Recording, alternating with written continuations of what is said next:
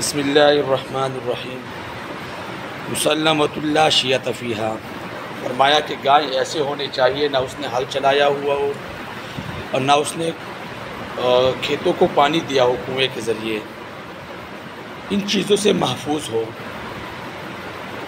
فرماتے ہیں وہ گائے ان کو ملی، تلاش کی تو ایک نوجوان کے پاس وہ گائے ملی۔ فرمایا وہ البار بأمہ، ایسا نوجوان تھا جو اپنی ماں باپ کا بہت ہی فرما بردار تھا، اپنی ماں کا بہت ہی زیادہ فرما بردار تھا، کیونکہ اس کا بعد بچپن میں ہی وفات پا چکا تھا، انتقال کر چکا تھا، تو اپنی ماں کی بہت زیادہ خدمت کیا کرتا تھا۔ یہ گائے ان کو مل گئی۔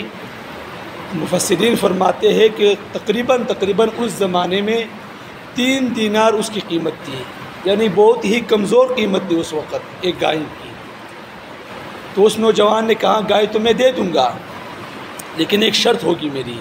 کیا شرط؟ کہ شرط میری یہ ہے کہ گائے کو ذبح کر ڈالو، جو تم نے کام کرنا ہے وہ کر ڈالو، لیکن میری شرط یہ ہے کہ اس کھال کے اندر جتنا بھی سونا آئے آپ نے اتنا سونا مجھے دینا ہوگا۔ کہتے بہت چھیڑ چھاڑ کی، بہت کچھ کیا، منتیں سماجے کی، لیکن کچھ فرق بھی نہیں پڑا اس نوجوان پر۔ لیکن انہوں نے بھی اپنا کام نکالنا تھا، یہ بھی مصیبت میں پڑ چکے تھے، بلا ضرورت سوالات کرتے رہے۔ آخر کار انہوں نے تنگ آ کر کہہ دیا بھائی ٹھیک ہے، ہم گائے کو ذبح کر ڈالیں گے، جتنا بھی سونا اس کے اندر آئے گا چمڑے کے اندر میں تمہیں دے دوں گا۔ تو میرے بھائی دوستو، اصل جو چیز ہے نا وہ خدمت ہے، یہ عاجزی ہے، یہ انکساری ہے، اور پھر خصوصاً اپنے ماں باپ کے ساتھ۔ حدیث پاک کا مفہوم ہے، حضور صلی اللہ علیہ وسلم نے فرمایا اگر تمہیں اپنے عمر میں برکت اور رزق میں برکت چاہیے تو اپنے ماں باپ کے ساتھ حسن سلوک کرو، ان کے ساتھ اچھائی کا معاملہ کرو، صلہ رحمی کا معاملہ کرو۔ اور دوسری حدیث میں آتا ہے کہ اگر تم یہ چاہتے ہو کہ تمہاری اولاد تمہارے ساتھ حسن سلوک کرے اور اچھائی کا معاملہ کرے تو تم بھی اپنے ماں باپ کے ساتھ حسن سلوک کرو۔ اور ابن عباس رضی اللہ عنہ سے روایت ہے، وہ فرماتے ہیں کہ اگر ماں باپ کے ساتھ حسن سلوک کرنا ہے تو یہاں تک کرنا ہے کہ اپنے کپڑوں کو جھاڑو تو ان کے سامنے مت جھاڑو، ہو سکتا ہے ان کا گرد و غبار، ان کے اندر جو گندگی ہے وہ ان پر پڑ جائے، یہ بھی گستاخی کے اندر آتا ہے۔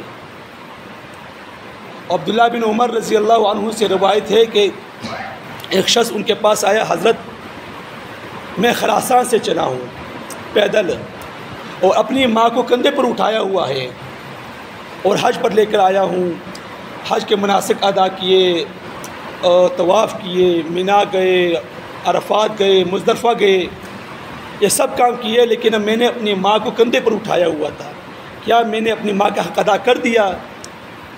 ابن عمر رضی اللہ عنہ نے فرمایا ہرگز نہیں، ایسا نہیں ہو سکتا، تم نے تو اس حق کا بھی، وہ حق بھی ادا نہیں کیا کہ وہ جس نے جب تمہیں اس نے پیٹ میں رکھا ہوا تھا اور اس نے معمولی سا چکر لگایا ہوا ہے، تم نے اس کا بھی حق ادا نہیں کیا۔ میرے بھائیو دوستو، ماں باپ کے ساتھ حسن سلوک کرنا چاہیے، ہر صورت میں کرنا چاہیے۔